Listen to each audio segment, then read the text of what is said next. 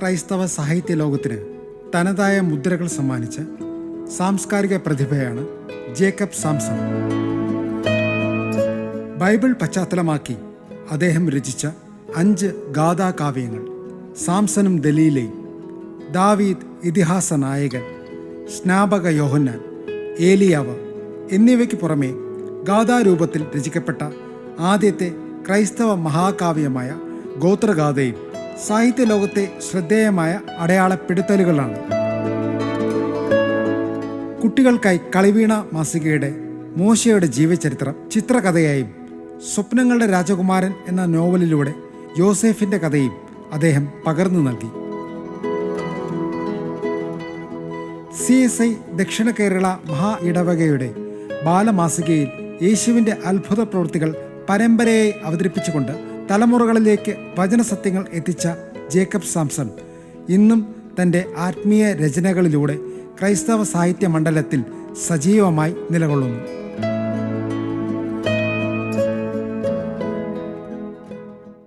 ഞാൻ കേരള സർക്കാരിൻ്റെ information and public relations ഡിപ്പാർട്ട്മെൻറ്റിൽ അഡീഷണൽ ഡയറക്ടറായിട്ട് റിട്ടയർ ചെയ്തതാണ്.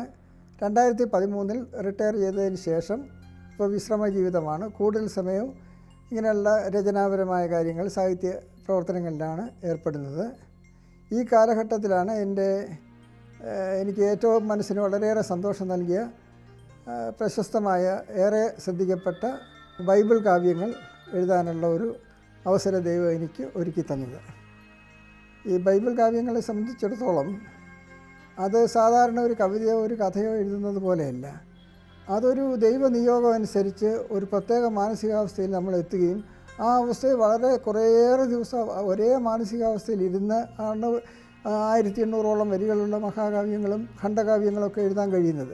അതൊക്കെ തീർച്ചയായിട്ടും അത് ദൈവത്തിൻ്റെ ഒരു അതുല്യമായ ഒരു നടത്തിപ്പും നിയോഗവും ഇല്ലാതെ ഒരിക്കലും അങ്ങനെ എഴുതാൻ പറ്റില്ല. അങ്ങനെ ഒരു നിയോഗം എനിക്ക് ലഭിച്ചത് തന്നെ എനിക്ക് വലിയൊരു അനുഗ്രഹമായിട്ടാണ് ഞാൻ കരുതുന്നത്.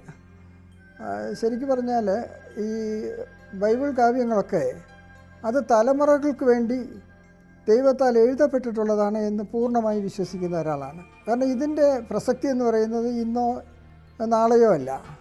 ഇത് ബൈബിൾ ഉള്ളിടത്തോളം, ബൈബിളിനെ അറിയാൻ ആഗ്രഹിക്കുന്നവരുള്ളിടത്തോളം ഈ കാവ്യങ്ങളും നിലനിൽക്കുമെന്നാണ് എൻ്റെ പൂർണ്ണമായ വിശ്വാസം.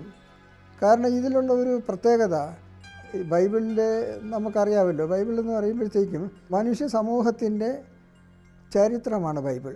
നന്മകളിലൂടെയും തിന്മകളിലൂടെയും ശരികളിലൂടെയും തെറ്റുകളിലൂടെയും കടന്നു വന്ന മനുഷ്യ സമൂഹവും ആ മനുഷ്യ സമൂഹത്തിൽ ദൈവം നടത്തുന്ന അതുല്യമായ ഇടപെടലുകളിലും ഒരു അവസ്ഥയിലും മനുഷ്യനെ കൈവിടാതെ ദൈവം കാത്ത് മുന്നോട്ട് നയിക്കുന്നതുമായ ഒരു വളരെ പ്രത്യാശാനിർഭരമായ ഒരു കാഴ്ചയാണ് ബൈബിൾ നമുക്ക് ആഴങ്ങളിലൂടെ പോകുമ്പോൾ നമുക്ക് കാണാൻ കഴിയുന്നത്. ബൈബിൾ വാസ്തവത്തിൽ ഇതിങ്ങനെ കാവ്യമായിട്ട് എഴുതുമ്പോൾ എൻ്റെ മനസ്സിലുണ്ടാകുന്ന ഒരു പ്രധാന കാര്യം, ബൈബിൾ അല്ലെ ചില ഭാഗങ്ങൾ മാത്രമാണ് ക്രിസ്ത്യാനികളാണെങ്കിൽ പോലും ശരിക്കും മനസ്സിലാക്കി പോകുന്നത്. ബാക്കിയുള്ളതൊക്കെ തന്നെ ചിലതൊക്കെ അവ്യക്തമായ അറിവുകൾ മാത്രമാണുള്ളത്, സൂക്ഷ്മമായ അറിവുകളൊന്നുമില്ല. അതുകൊണ്ടാണ് ബൈബിളിൻ്റെ പേര് എന്ന് പറഞ്ഞ് സലോമിയുടെ പേര് മക്കൾക്കിടുന്നത്, ഇസബെല്ലിൻ്റെ പേര് മക്കൾക്കിടുന്നത് അതുകൊണ്ടാണ്. യൂദാസിൻ്റെ പേര് മക്കൾക്കിടില്ല. കാരണം യൂദാസ് ആരാണെന്ന് എല്ലാ ക്രിസ്ത്യാനികൾക്കും അറിയാം. പക്ഷേ സലോമി ആരാണെന്ന് എല്ലാവർക്കും അറിഞ്ഞുകൂടാ. യോഹന്നാൻ സ്നാപകൻ്റെ ശിരച്ഛേദത്തിന് വഴിതെളിച്ച ആ കഥാപാത്രമാണ്, ദുഷ്ട കഥാപാത്രമാണ് സലോമി. അപ്പോൾ അങ്ങനെ ഒരു പേര് ആ കഥ അറിയാവുന്ന ഒരാൾക്ക് അവരുടെ മക്കൾക്കിടാനായിട്ട് തോന്നില്ല. ഇസബെല്ല എന്ന് പറയുന്ന വളരെ ദുഷ്ടയായ ഒരു രാജ്ഞിയാണ്. ആ രാജ്ഞിയുടെ പേരും ഒരു അച്ഛനമ്മമാർക്ക് മക്കൾക്കിടാനായിട്ട് തോന്നില്ല. അത് ഇടുന്നത് എന്തുകൊണ്ടെന്ന് വെച്ചാൽ അതിനെപ്പറ്റി ശരിയായ അറിവില്ലാത്തതുകൊണ്ടാണ്. അപ്പോൾ അതുകൊണ്ട് ഇത്തരം കവിതകളും ഈ കഥകളൊക്കെ തന്നെ ജനങ്ങളുടെ ഇടയിൽ വളരെ പ്രചാരം വരുത്തേണ്ടതുണ്ട് എന്ന് പൂർണ്ണമായി വിശ്വസിക്കുന്ന ഒരാളാണ്. അപ്പോൾ ഞാൻ എൻ്റെ ഈ കവിതകളിലൊക്കെ ചെയ്തത് അത് എത്രമാത്രം ലളിതമായിട്ടും എത്രമാത്രം ചുരുങ്ങിയ വാക്കുകളിലും എത്രമാത്രം വികാരഭരിതമായിട്ടും അവതരിപ്പിക്കാൻ കഴിയുമോ ആ തരത്തിൽ അവതരിപ്പിക്കാനാണ് ഞാൻ ശ്രമിച്ചിട്ടുള്ളത്. തീർച്ചയായിട്ടും ദൈവം എൻ്റെ കൂടെ ഇരുന്നു എന്ന് തന്നെ ഞാൻ വിശ്വസിക്കുന്നു. അല്ലെങ്കിൽ എനിക്കത് ആ രീതിയിൽ പൂർത്തിയാക്കാനായിട്ട് കഴിയുകയില്ല. ഈ കവിതകളൊക്കെ തന്നെ പലരും കഥാപ്രസംഗമായിട്ടും അതുപോലെ തന്നെ പല ഭാഗങ്ങളും അതിൻ്റേതായിട്ടുള്ള ചില സൺഡേ സ്കൂളുകാർ അവരുടെ കഥകൾ ആക്ഷൻ സോങ് ആയിട്ടും അതുപോലെ തന്നെ നൃത്ത നാടകങ്ങളായിട്ടും നാടകമായിട്ടും കഥയായിട്ടും കഥാപ്രസംഗമായിട്ടും ഒക്കെ പലതരത്തിൽ പല വേദികളിൽ ഈ കൃതികൾ അവതരിപ്പിക്കുന്നുണ്ട്. കാഥികരായിട്ടുള്ള പലരും സാംസൺ ആൻഡ് ദലീല, അതുപോലെ തന്നെ ദാവീദിൻ്റെ കഥ, ഇതെല്ലാം തന്നെ ആളുകൾ വളരെ താല്പര്യത്തോടെ കഥാപ്രസംഗത്തിന് വേണ്ടി എൻ്റെ ഇത് വാങ്ങിച്ചുകൊണ്ട് പോയിട്ടുണ്ട്. അതൊക്കെ തന്നെ വേദികളിൽ വളരെ ഭംഗിയായിട്ട് അവതരിപ്പിക്കുന്നുണ്ട്. ദാവീദിൻ്റെ കഥയൊക്കെ വാസ്തവത്തിൽ ബൈബിളിൽ വായിച്ച് മനസ്സിലാക്കിയെടുക്കാൻ തന്നെ വളരെ വിഷമമാണ്. അതേസമയത്ത് ഈ ദാവീദ് ഇതിഹാസ നായകൻ എന്ന ഖണ്ഡകാവ്യത്തിൽ ഇത് വളരെ ലളിതമായ രീതിയിൽ ഞാൻ ഭംഗിയായിട്ട് അതിനെ പ്രതിപാദിച്ചിട്ടുണ്ട് എന്നാണ് ഞാൻ വിശ്വസിക്കുന്നത്. ഈ കഥാരചനയിലും കവിതാരചനയിലും സാഹിത്യരചനയിലും ഈ മാസികകളുടെയൊക്കെ എഡിറ്റോറിയൽ വർക്കുകളിലും ഒക്കെയാണ് ഞാൻ എൻ്റെ താല്പര്യം. എല്ലാ കാലത്തും എനിക്ക് ഓരോരുത്തർക്ക് ദൈവം ഓരോ വരമാണല്ലോ കൊടുക്കുന്നത്. ചിലർക്ക് ഭംഗിയായിട്ട് പ്രസംഗിക്കാനും ഉണർവ് പ്രസംഗങ്ങൾ നടത്താനും അതുപോലെ തന്നെ സദസ്സിനെ വളരെ സ്തുതിഗീതങ്ങൾ പാടി അവരെ ഒരു പ്രത്യേകമായ ഒരു ആത്മീയ അന്തരീക്ഷത്തിൽ എത്തിക്കാനും ഒക്കെ കഴിവുള്ള ഒരുപാട് ആളുകളുണ്ട്. എന്നെ സംബന്ധിച്ചിടത്തോളം ദൈവം തന്നിരിക്കുന്ന അങ്ങനെയുള്ളൊരു കഴിവല്ല. അതേസമയത്ത് ഈ കഥകളിലൂടെ, കവിതകളിലൂടെ, കാവ്യങ്ങളിലൂടെ, സാഹിത്യകൃതികളിലൂടെ തലമുറ തലമുറയായി വരുന്ന ആളുകൾക്ക് ഒരു അറിവ് നൽകുക എന്നുള്ളതാണ് ഞാൻ ഉദ്ദേശിച്ചിട്ടുള്ളത്.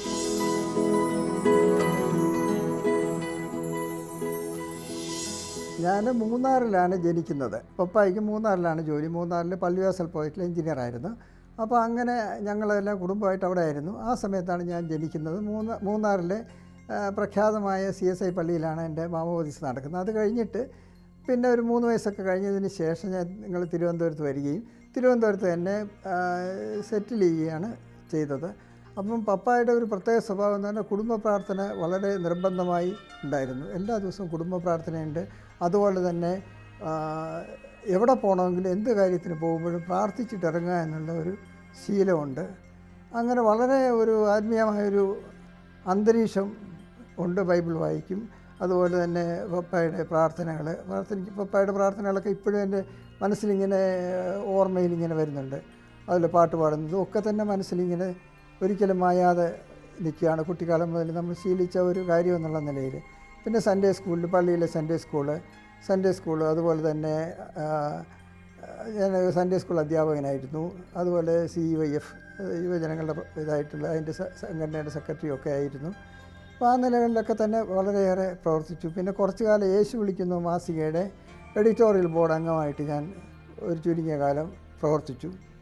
അത് കഴിഞ്ഞിട്ട് കുട്ടികളുടെ മാസിക, കളിവീണ എന്ന പേരിലൊരു കുട്ടികളുടെ മാസിക തുടങ്ങുകയും അതിലൂടെ കുട്ടികൾക്ക് വേണ്ടിയുള്ള ഒരുപാട് രചനകൾ എഴുതുകയും പ്രസിദ്ധീകരിക്കുകയൊക്കെ ചെയ്ത് മോശയുടെ ജീവചരിത്രം ചിത്രകഥയായിട്ട് കളിവീണയെ പ്രസിദ്ധീകരിക്കുക. അത് എല്ലാ കുട്ടികളും വളരെ താല്പര്യത്തോടുകൂടി വായിച്ചു പോകുന്ന ഒരു പരമ്പരയായിരുന്നു. പിന്നെ യോസേഫിൻ്റെ കഥ അത് ബാലനോവലായിട്ട് പരമ്പരയായിട്ട് ഈ കളിവീണയിൽ പ്രസിദ്ധീകരിച്ചു. അത് കഴിഞ്ഞിട്ട് ദാവീദ് ഇതിഹാസ നായകൻ ഞാൻ എഴുതിയപ്പോൾ അത് കാവ്യമാണെങ്കിലും അത് CSI ദക്ഷിണ കേരള മഹായിടവകയുടെ കിന്നര മാസികയിൽ, കുട്ടികളുടെ മാസികയിൽ അത് പരമ്പരയായിട്ട് പ്രസിദ്ധീകരിച്ചു. അപ്പോൾ ഇതെല്ലാം തന്നെ എനിക്കൊരു കൂടുതൽ ഇതിനെല്ലാം തന്നെ വളരെയേറെ പ്രചാരവും ലഭിച്ചു. അതുപോലെ ഒരുപാട് പേര് അതിനെക്കുറിച്ച് വളരെ നല്ല അഭിപ്രായവും പറഞ്ഞു. ചിലരൊക്കെ ഇതിലെ ചില ഭാഗങ്ങൾ അവരുടെ ആരാധനയുടെ ഭാഗമായിട്ട് ഉപയോഗിക്കുകയും അങ്ങനെയൊക്കെ ചെയ്തതായിട്ട് എനിക്കറിയാം. അപ്പോൾ അങ്ങനെ പ്രസംഗത്തിൽ എൻ്റെ കവിതകളൊക്കെ പലരും കോട്ട് ചെയ്തിട്ടുണ്ട്. അപ്പോൾ അതൊക്കെ നമുക്കൊരു വലിയൊരു ഇത്തരം പ്രവർത്തനങ്ങൾ ചെയ്യാനായിട്ട് അത് പ്രയോജനപ്പെടുന്നു എന്നുള്ള ഒരു ചിന്ത എഴുതുന്നതിന് നമ്മൾ കൂടുതൽ പ്രചോദനമായി തീരും. എഴുതാൻ നമുക്ക് തോന്നുന്നത് നമ്മൾ എഴുതുന്നത് ആളുകൾ ഉപയോഗിക്കുന്നു എന്ന് അറിയുമ്പോഴാണ് നമുക്ക് എഴുതാനായിട്ട് തോന്നുന്നത്. ഈ കവിതകളൊക്കെ പലരും പാടുകയും അത് പഠിപ്പിക്കുകയും അതിനെ പല രീതിയിൽ അവതരിപ്പിക്കുകയും ഒക്കെ ചെയ്യുന്നത് എനിക്ക് അറിയാനായിട്ട് കഴിഞ്ഞിട്ടുണ്ട്.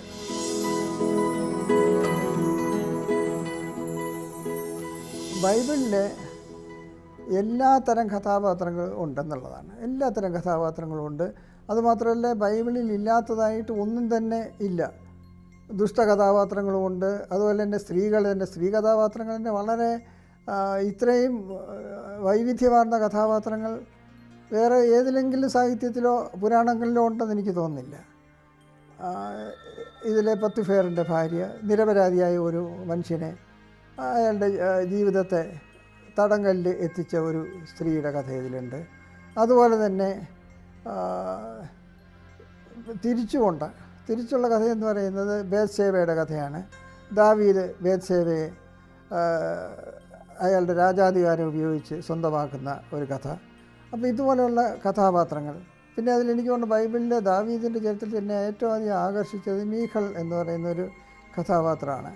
ദാവീദിൻ്റെ ജീവചരിത്രത്തിൽ വളരെയേറെ ശ്രദ്ധിക്കപ്പെടുന്ന ഒരു കഥാപാത്രമാണ്. ദാവീദിനെ ഗോലിയാത്തിനെ തോൽപ്പിക്കുന്ന കഥയാണ്. ദാവീദിൻ്റെ കഥയിൽ എല്ലാവർക്കും അറിയാവുന്നത് ദാവീദ് ഗോലിയാത്തിനെ തോൽപ്പിക്കുന്നു എന്നുള്ള കഥാപാത്രമാണ് എല്ലാവർക്കും അറിയാവുന്നത്. എന്നാൽ അതിനപ്പുറമുള്ള കഥകളിലേക്ക് ആളുകൾ അധികം തന്നെ എത്തിയിട്ടില്ല. അപ്പോൾ ഗോലിയാത്തിനെ തോൽപ്പിക്കുന്നവർക്കുള്ള സമ്മാനമായിട്ട് രാജാവ് ധാരാളം സമ്മാനങ്ങളും രാജാവിൻ്റെ മകളെയും കല്യാണം കഴിച്ച് കൊടുക്കാമെന്നൊക്കെ പറഞ്ഞിരുന്നു. എന്തായാലും ശൗൽ രാജാവ് മൂത്ത മകളെ ദാവീദിന് കല്യാണം കഴിച്ച് കൊടുക്കാനായിട്ട് തയ്യാറായി. അപ്പോൾ ദാവീദ് പറഞ്ഞു, രാജാവിൻ്റെ മരുമകനാകാനുള്ള യോഗ്യതയൊന്നും എനിക്കില്ല, എനിക്ക് വേണ്ടാന്ന് പറഞ്ഞു. അങ്ങനെ ഇരുന്ന് പിന്നീട് ഇദ്ദേഹത്തെ സൈന്യാധിപനാക്കുകയും ഉയർന്ന സ്ഥാനങ്ങൾ കൊടുക്കുകയൊക്കെ ചെയ്തു. അങ്ങനെ ഇരുന്ന് ഒരു ദിവസമായപ്പം രണ്ടാമത്തെ മകൾ മീഖളിന് ദാവീദിനോട് വളരെയേറെ സ്നേഹമായിരുന്നു.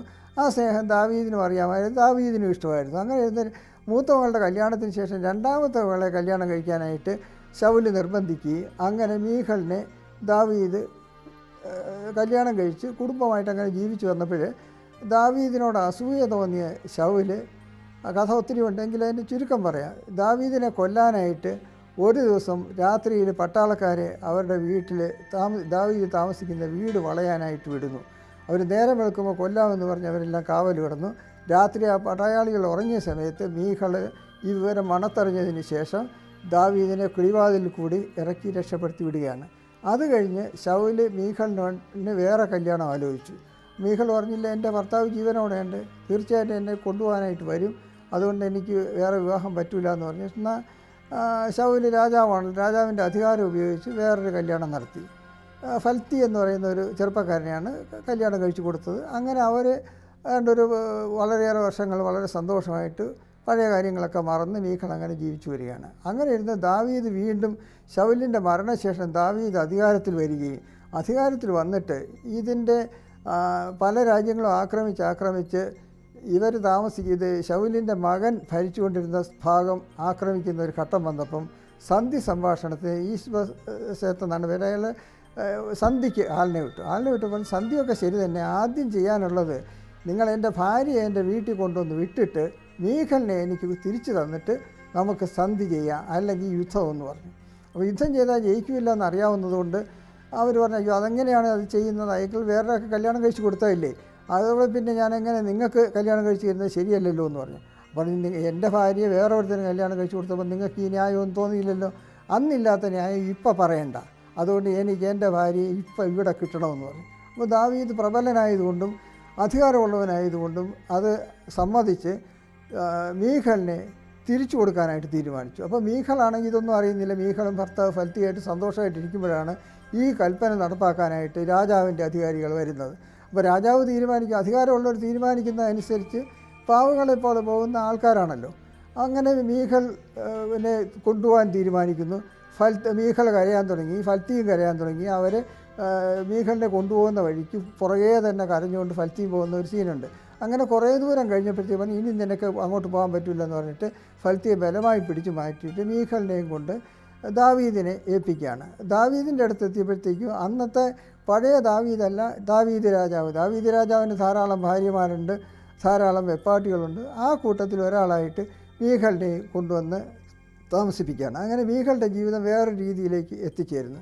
അപ്പോൾ ഒരു സ്ത്രീയുടെ ജീവിതത്തിൽ ഇതുപോലെ ഒരു ധർമ്മസങ്കടം അനുഭവിക്കേണ്ടി വന്ന ഒരു സ്ത്രീയുടെ ചരിത്രവും ഇതുവരെ മറ്റൊരു സാഹിത്യത്തിലോ അല്ലെങ്കിൽ മറ്റൊരു പുരാണത്തിലോ എനിക്ക് വായിക്കാൻ കഴിഞ്ഞിട്ടില്ല.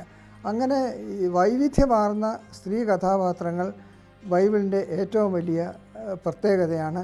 ബൈബിൾ പഠിക്കുന്നതോടുകൂടി നമുക്ക് മനസ്സിലാകുന്നത് മനുഷ്യൻ്റെ ചരിത്രം ആവർത്തിച്ചുകൊണ്ടിരിക്കുന്ന ചരിത്രമാണ്. പലപ്പോഴും സംഭാഷണങ്ങൾ പോലും ആവർത്തിച്ച് വരുന്നതായിട്ട് കാണാം. ഇതിൽ ഒരു സന്ദർഭത്തിൽ യാക്കോബിൻ്റെ മകൻ യോസേഫ് ജീവനോടെ ഉണ്ട് എന്നറിഞ്ഞ ഉടനെ തന്നെ യാക്കോബ് സന്തോഷത്തോടെ പറഞ്ഞു, ഇനി എനിക്ക് മരിച്ചാലും വേണ്ടിയില്ല എന്നാണ് പറഞ്ഞത്.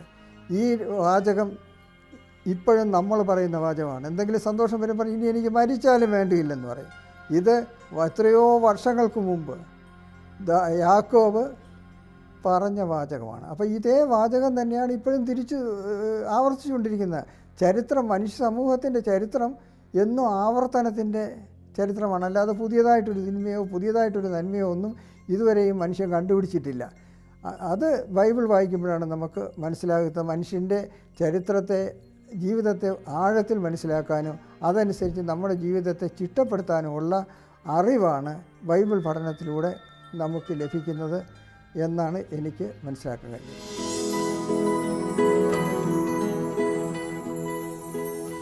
ആദ്യകാലങ്ങളിൽ ഞാൻ CSI ദക്ഷിണ കേരള മഹായിടവകയുടെ ക്രൈസ്തവ ദീപിക എന്ന മാസികയിൽ വിചാരധാര എന്ന ഒരു പരമ്പരയാണ് എൻ്റെ ഒരു സാഹിത്യ പ്രവേശനമെന്ന് തന്നെ പറയാവുന്ന അതാണ്. വിചാരധാരയിൽ ഓരോ ആഴ്ചയും ഓരോ 4 വരി ഞാൻ കവിതയായിട്ട് എഴുതും.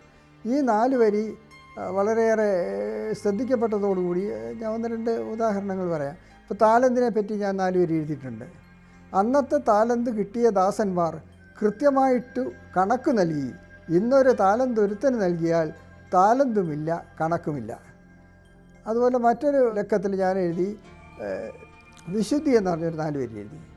പാപമില്ലാത്തവർ കല്ലെറിഞ്ഞിടുവാൻ ഇക്കാലഘട്ടത്തിൽ കർത്താവ് ചൊല്ലിയാൽ നാട്ടിലെ മാന്യന്മാരൊക്കെയും കൈകളിൽ കല്ലുമായെത്തും വിശുദ്ധി തെളിയിക്കാൻ. നാട്ടിലെ മാന്യന്മാരൊക്കെയും കൈകളിൽ കല്ലുമായെത്തും വിശുദ്ധി തെളിയിക്കാൻ. പിന്നെ ചെരുപ്പുകളെന്ന് പറഞ്ഞൊരു ഇത് എഴുതിയിട്ടുണ്ട്.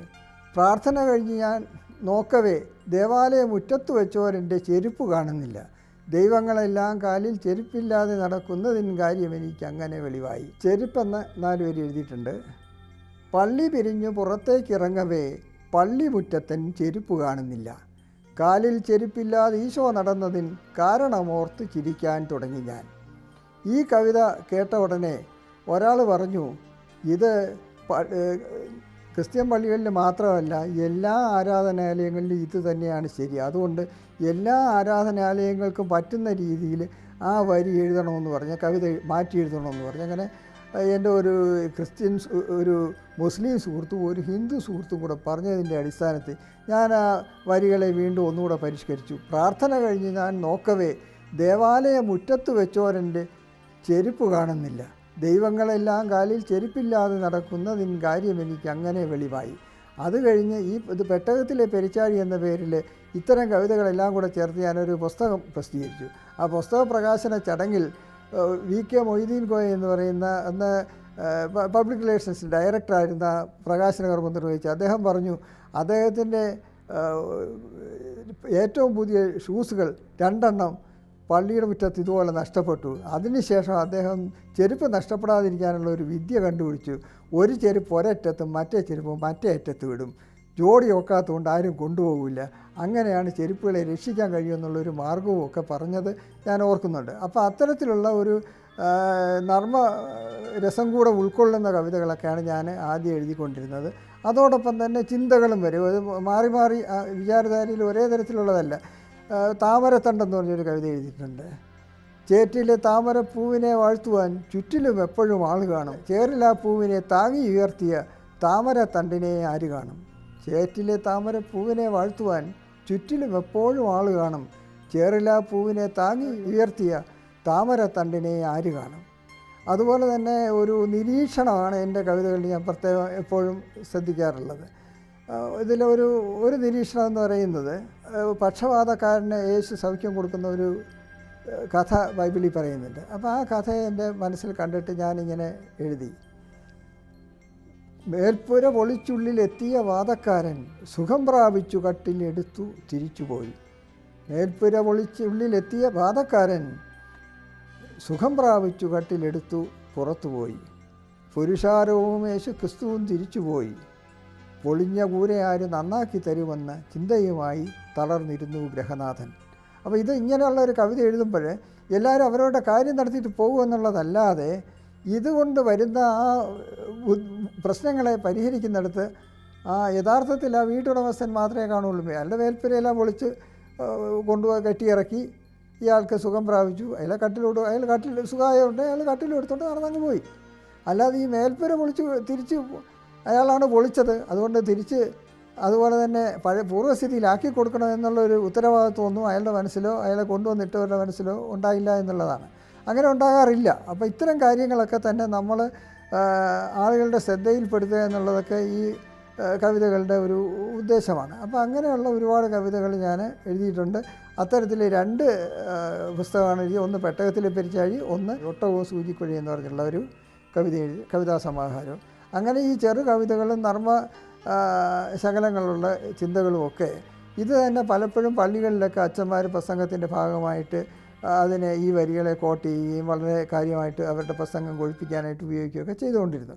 അപ്പോൾ അങ്ങനെയൊക്കെ എനിക്കതൊരു പ്രോത്സാഹനമായി. പക്ഷേ അത് കഴിഞ്ഞിട്ട് കുറച്ചുകൂടെ ആഴത്തിൽ അതൊക്കെ എൻ്റെ ചെറുപ്പകാലത്തുള്ള രചനകളാണ്. അത് കഴിഞ്ഞ് റിട്ടയർ ചെയ്ത് എൻ്റെ ജീവിതത്തിൽ ഞാൻ ഒരുപാട് അനുഭവങ്ങളിലൂടെ, കഷ്ടതകളിലൂടെ, നന്മകളിലൂടെ, തിന്മകളിലൂടെ എല്ലാം കടന്ന് വന്നപ്പോൾ എൻ്റെ മനസ്സിൽ ഒരുപാട് ഇത്തരത്തിലുള്ള ലളിതമായ കാര്യങ്ങൾക്കപ്പുറം വലിയ ആഴമുള്ള സത്യങ്ങൾ, ഒരു കടലിൽ നമ്മൾ കുട്ടികളായിരിക്കുമ്പോൾ എന്ത് ചെയ്യും, അതിൻ്റെ തീരത്തിരുന്ന് നമ്മളിങ്ങനെ ചിപ്പികളൊക്കെ നുള്ളി പറക്കും. ചിലരോ തീരത്തിരിക്കുന്നവർക്ക് ചിപ്പി മാത്രമേ കിട്ടുള്ളൂ. ആഴത്തിൽ മുങ്ങി തപ്പുന്നവർക്ക് മുത്തുകളാണ് കിട്ടുന്നത്. മുത്തും പൗലവും ഒക്കെ കിട്ടുന്ന ആഴത്തിൽ ഇറങ്ങി തപ്പണം. അപ്പോൾ നമ്മളതിൻ്റെ ആഴങ്ങളിലേക്ക് ഇറങ്ങി തപ്പാനുള്ള ഒരു മനോഭാവം നമുക്ക് പ്രായവും ഒക്കെ ഉണ്ടാകുമ്പോഴാണ്. ചെറുപ്പകാലത്ത് നമുക്കത് ഉണ്ടാവണമെന്നില്ല, പ്രായം ഉണ്ടാകും. ഒരു 57-60 വയസ്സൊക്കെ ആയപ്പോഴാണ് അത്തരത്തിലുള്ള ഒരു ആഴത്തിൽ ബൈബിളിലേക്ക് ഇറങ്ങിച്ചെല്ലണം എന്നുള്ള ഒരു ചിന്ത എൻ്റെ മനസ്സിൽ വരുന്നത്. അങ്ങനെ ആദ്യം ഞാൻ എഴുതുന്നത്, ശരിക്കും അത് പൂർത്തിയാക്കാൻ പറ്റുമോ എന്ന് പോലും വിചാരിച്ചില്ല, സാംസനും ദലീലയും എന്നുള്ള കഥയാണ് എഴുതുന്നത്. അതിങ്ങനെ ആദ്യം കുറച്ച് വരികൾ എഴുതി, അത് കഴിഞ്ഞ് വീണ്ടും തുടർച്ചയായിട്ട് എഴുതി. പിന്നെ അതങ്ങ് ഞാൻ അറിയാതെ തന്നെ അതങ്ങ് മുന്നോട്ട് പോയിക്കൊണ്ടിരിക്കുകയാണ്. പിന്നെ അത് പൂർത്തിയാക്കുന്നത് വരെ എനിക്ക് ഒരു കാര്യം നടക്കില്ല. എൻ്റെ ഞാൻ ഒരു വല്ലാത്ത ഒരു മാനസികാവസ്ഥയിലുണ്ട്. ഇത് തുടങ്ങിക്കഴിഞ്ഞാൽ ഇത് തീർക്കുന്നത് വരെ നമുക്ക് മനസ്സമാധാനം ഇല്ല എന്ന് പറയുന്നത് പോലെ നമ്മൾ അതിന് പിന്നാലെ ഇങ്ങനെ നടക്കുകയാണ്. നമ്മളൊരു മല ഇങ്ങനെ കയറിക്കൊണ്ടിരിക്കുകയാണെന്ന് വെച്ചോളൂ.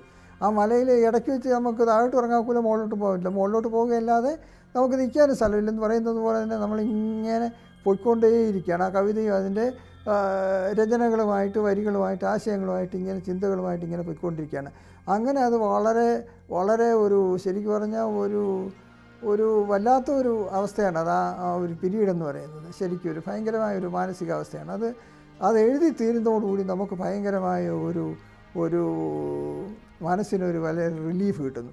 പിന്നീട് ഈ കവിതയൊക്കെ ആളുകൾ പാടി കേൾക്കുമ്പോഴത്തേക്കും ഉള്ള ഒരു സന്തോഷം എന്ന് പറയുന്നത്, അത് നമ്മുടെ ചെയ്ത കാര്യങ്ങൾ അപ്പോഴാണ് ഞാൻ തന്നെ മനസ്സിലാക്കുന്നത്, ഈ കവിതയിൽ എങ്ങനെയാണ് ഇത്രയും കാര്യങ്ങളൊക്കെ വന്നോ, ഇതൊന്നും ഞാൻ അറിഞ്ഞുകൊണ്ട് എഴുതിയ കാര്യങ്ങളല്ല, ഇതെല്ലാം ഒരു നിയോഗപ്രകാരം രചിക്കപ്പെട്ടതാണെന്ന് എനിക്ക് ബോധ്യമാകുന്നത് ആ ഒരു ഇതാണ്. അത് കഴിഞ്ഞിട്ട് ഇനി ഇതിൻ്റെ അപ്പുറമൊന്നും എനിക്ക് എഴുതാനില്ല എന്ന് വിചാരിച്ചിരുന്നപ്പോഴാണ് ദാവീദിൻ്റെ ചരിത്രം എഴുതാനായിട്ട് ഞാൻ തുടങ്ങുന്നത്. ദാവീദിൻ്റെ ചരിത്രം എഴുതാൻ തുടങ്ങിയപ്പോഴത്തേക്കും അതും ഈ പറയുന്നത് പോലെ തന്നെ വളരെ അനായാസമായിട്ടങ്ങ് എഴുതി തുടങ്ങുകയും പിന്നെ അതിങ്ങനെ നമുക്ക് പൂർത്തിയാകുന്നത് വരെ 1400 പരം വരികളുള്ള ഒരു കാവ്യമാണ്. അത് തീരുന്നത് വരെ വേറെ ഒരു കാര്യത്തിൽ നമുക്കിവിടെ മനസ്സ് ഒന്നും പോകാതെ തന്നെ അതിൽ തന്നെ ഉറച്ചു നിന്ന് അതേ രീതിയിൽ ഇങ്ങനെ ശരിക്കും ഒരു ദൈവനിയോഗം പോലെ തന്നെയാണ്, ഒരു ആത്മാവിൻ്റെ ഒരു ഉൾപ്രേരണയാൽ ഇങ്ങനെ എഴുതി പോകുന്നതാണ്. എഴുതി അതിങ്ങനെ പൂർത്തിയാക്കി കഴിഞ്ഞ് പിന്നെ കുറച്ച് കാലത്തേക്കൊന്നും വേറെ ഒരു കാര്യവും നടക്കില്ല, അതിൽ തന്നെ നമ്മളങ്ങനെ ഇരിക്കും. അത് കഴിഞ്ഞപ്പോൾ അത് പാടി കേട്ടു, അതിൻ്റെ അത് ഉണ്ടാക്കുന്ന ഒരു ഫലങ്ങളുണ്ടല്ലോ, നമ്മുടെ റെസ്പോൺസാണ്. നമ്മൾ എന്തിലും ആളുകളുടെ ഒരു പ്രതികരണമാണ് നമ്മളെ വീണ്ടും എഴുതാനായിട്ട് അല്ലെങ്കിൽ ഒരു പ്രവൃത്തി ചെയ്യാനായിട്ട്. ഒരു കൃഷിയാണെങ്കിൽ നമ്മൾ നട്ടു കഴിഞ്ഞാൽ അത് വളർന്നു വരുന്നതും അതിൻ്റെ ഫലം കായ്ക്കുമ്പോഴുമാണല്ലോ നമുക്കതിലൊരു സന്തോഷം ഉണ്ടാകുന്നത്. അതുപോലെ തന്നെ ഈ കവിതയെ സംബന്ധിച്ചിടത്തോളം അതിൻ്റേതായിട്ടുള്ള ഒരു പ്രയോജനം ജനങ്ങളിൽ നിന്ന് വരുമ്പോഴാണ് നമുക്കതിൽ സന്തോഷം തോന്നുന്നത്.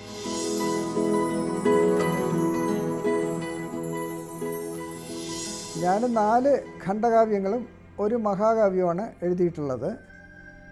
സാംസനും ദലീലയുമാണ് ആദ്യം എഴുതിയ ഖണ്ഡകാവ്യം. അത് കഴിഞ്ഞ് ദാവീദ് ഇതിഹാസ നായകൻ ഖണ്ഡകാവ്യമായിട്ടാണ് എഴുതിയത്. അത് കഴിഞ്ഞ് സ്നാപക യോഹന്നാൻ ഖണ്ഡകാവ്യമായിട്ട് എഴുതി. പിന്നീട് ഏലിയാവ് ഖണ്ഡകാവ്യമായിട്ട് എഴുതി. ഗോത്രഗാഥ എന്ന പേരിൽ യാക്കോബിൻ്റെ ജീവചരിത്രം മുഴുവനും ചേർത്ത് ഒരു മഹാകാവ്യമായിട്ട് അതിൻ്റെ എല്ലാ ലക്ഷണങ്ങളോടും കൂടി എഴുതി. ഈ മഹാകാവ്യമാണ് യഥാർത്ഥത്തിൽ വളരെയേറെ ശ്രദ്ധിക്കപ്പെട്ട ഒരു സാഹിത്യകൃതി. കാരണം ഗാഥാരൂപത്തിൽ എഴുതിയ ക്രൈസ്തവ മഹാകാവ്യങ്ങളിൽ ആദ്യത്തേതാണ് ഗോത്രഗാഥ.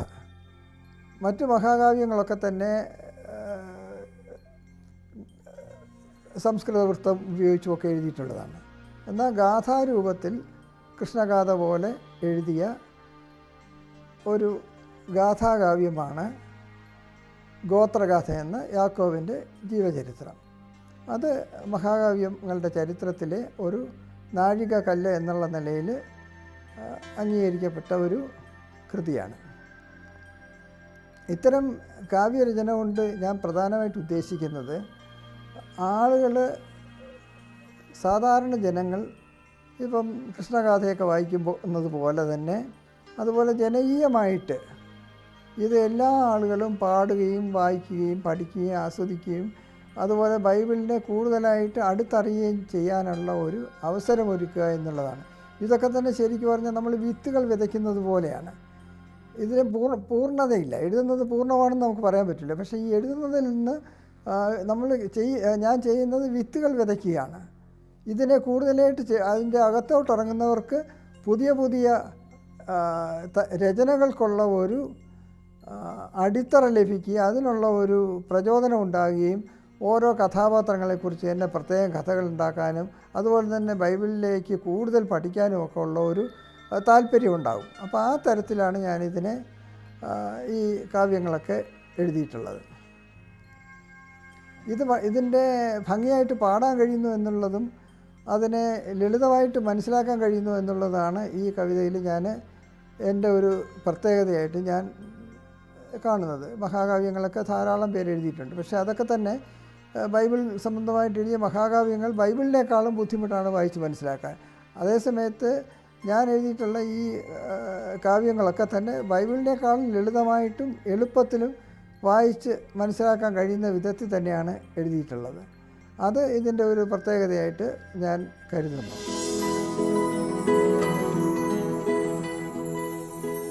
ബൈബിളിനെ ആസ്പദമാക്കി ഇനിയും കാവ്യങ്ങൾ എഴുതണമെന്നുള്ള ഒരു ആഗ്രഹം എൻ്റെ മനസ്സിലുണ്ട്. പക്ഷേ ഇതൊക്കെ തന്നെ ആഗ്രഹിക്കുന്നത് പോലെയല്ല. ഒരു ദൈവനിയോഗം എപ്പോഴാണോ ഉണ്ടാകുന്നത് അപ്പോൾ മാത്രമാണ് നമുക്കത് എഴുതാൻ കഴിയുന്നത്. അതുവരെ ഒരു വരി പോലും നമുക്ക് എഴുതാൻ കഴിയില്ല.